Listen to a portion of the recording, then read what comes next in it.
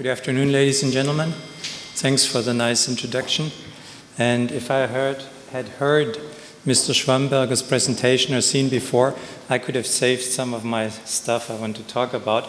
So I will make it very compact and focus on the ideas. Maybe I can add a little and give an additional, more local touch, since we are talking about the Smart Grids Initiative Baden-Württemberg as well.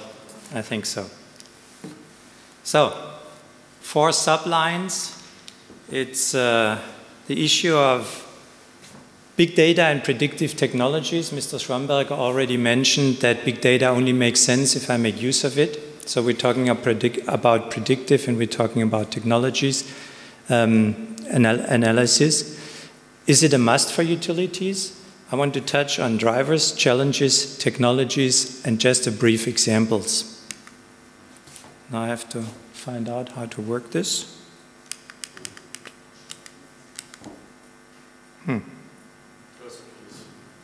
Press the right button. This is always embarrassing if you're from an IT company and you have this type of problems. Mr. Schwamberger already mentioned, you know, what are the drivers? And I only have 15 minutes, so I have to make it real fast. I think one of the major drivers I want to stress is really on the left box, you see it, it's the reduction in cost of sensors. People were always arguing, you know, if we put sensors into our assets, it's costing a lot of money. The prices for sensors is really dropping, and also the capabilities of bandwidth, of processing power is absolutely always getting smaller. So this means we can put sensors into a lot more equipment than we usually did. Another driver, which we didn't mention so far, is really IPv6. This means we are really moving into an area where we can basically equip any asset we find in electricity or other Internet of Things environments into the Internet, which wasn't possible so far because with IPv4, we only had about 4.3 billion assets we could address. And you see the expectancy, it's always ranging between 20 and 30 billion of assets to be in the Internet of Things by 2020. For the utilities and the households and the utility generation, distribution and transmission environments, people are talking about 30 billion intelligent assets being connected to the Internet by 2025. So this is really a very large number. One issue, and this is a bit of a drawback, and we mentioned it, Mr. Schwamberger said it's different internationally than it is in Germany in parts. And I pulled a little graphic from an EU review last year, and it shows, you know, the advancement of one of the major columns of intelligence in these smart grids or in the network, which is the rollout of smart meters as one of the major drivers internationally. And as you can see, Germany as being orange, we are one of the last countries in Germany to actually adopt that technology, which means we're also very far behind in really rolling out smart grid technologies and investing into the IT for the technology. Second issue, the challenges. Some of them were mentioned already, and I think it's interesting to look at the utilities. We have the experience, utilities are really on the crossroads of disruptive technologies. Some industries have 1 or 2 disruptive changes in their technologies. We talked at the lunch break about automotive industry, but utilities really have a bunch of them. And I think that's really challenging for the utilities. We're talking disruptive technology on IT, cloud computing, the IT and OT environment integration that Mr. Schwamberger also mentioned. We're talking about changes in operational technology, microgrids, SCADA below 20 kV level, which means in the low voltage. We're talking about the smart grids environment. We're talking about energy technology, solar, wind, fuel cells, energy storage, volatile energy production in decentralized environments. We also have an impact from the automotive industry by electric and hybrid vehicles. And we have consumer technologies there's an app for everything. I don't have to mention that anymore. And we have a lot of data feeds through personal mobile devices, which will make changes. So utilities not just have to handle one issue, they have several disruptive technologies. Second point, it's really exploding data volume. Why are we talking big data? This is an estimate from Bosch and Machine Research. They say they're expecting about 100K terabyte of data for utilities. But you see on the right side, there's even more data expected in smart cities. And on the other hand, smart cities data, again, is to a very large extent utility data. You're talking water, you're talking energy, you're talking consumptions. So utilities are really in the major hub of all this big data creation. And last but not least, a little drawback. This is a review on the number 3. IDC did a review and a questionnaire on utilities executives, and they were asked about their estimate of what their maturity level is to handle big data analytics functionalities. And you see, looking at the regular maturity scale, most of them are repeatable and lower, which means they do not have established processes that are enhanced and quality assured to handle this type of data and these challenges.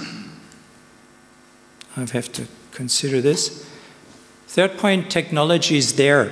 And if I explain this slide to you, I'm really killing my 15 minutes. I'm allowed to. So I'm only going to point out 3 issues. You see the green boxes, and this is all types of sensor and different input data. There is technology available to integrate all kinds of data into very powerful IT systems. This is the blue box. In our case, we're working a lot with the SAP HANA platform without making an advertisement for SAP there, but it's very powerful. We have analytics capability in there. We have predictive capability in there. We can do optimization. And on the light blue box, you see different types of clients. So the whole technology is just available. We're not talking about individual developments. It's out of the box. It's available technology, so it's there. Examples. My 4th point, just to give you a brief impression on how data is being handled. I picked a part of the Swiss network we did a feasibility for because I saw Constance there. You see it up there on the screen.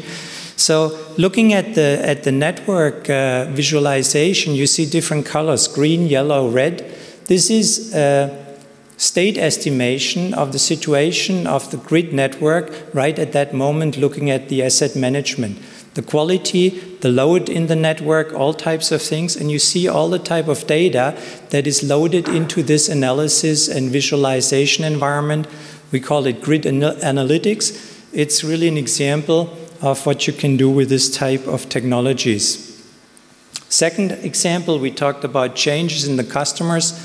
It was already mentioned to utilize, for example, social media and tweets. And there you see the same technology using a central database, pulling all the data together from different sources and really visualizing the loss risk of different customers. This is the green, yellow, and red buttons or bubbles. And you see social tweets where you analyze, is there comments about high energy prices, stuff like that. And this is a real-time analytics. You feed all the information in there and you make a visual and predictive and optimization environment to utilize this big data.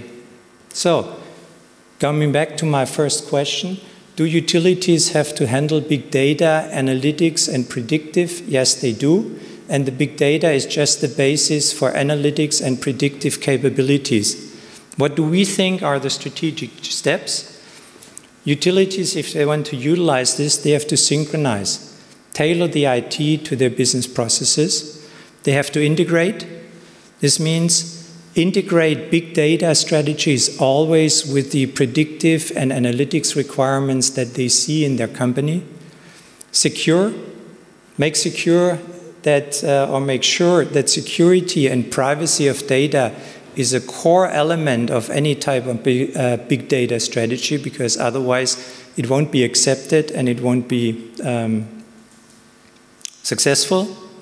build, implement innovative and high-performance IT, which means you don't necessarily have to do it on your own, but you can just use cloud offerings, for example, to build best-of-breed structures.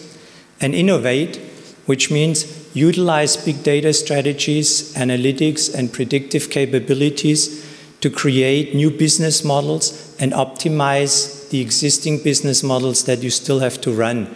For example, you still have to do maintenance for the next 10, 15 years in networks, so you can optimize this environment. All in all, you have to handle big data as a utility. I think it's necessary. You have to do it with analytics and predictive capabilities. And if we accept or if we address these different aspects, we'll have an effective and successful big data and analytics strategy for utilities. Thank you very much.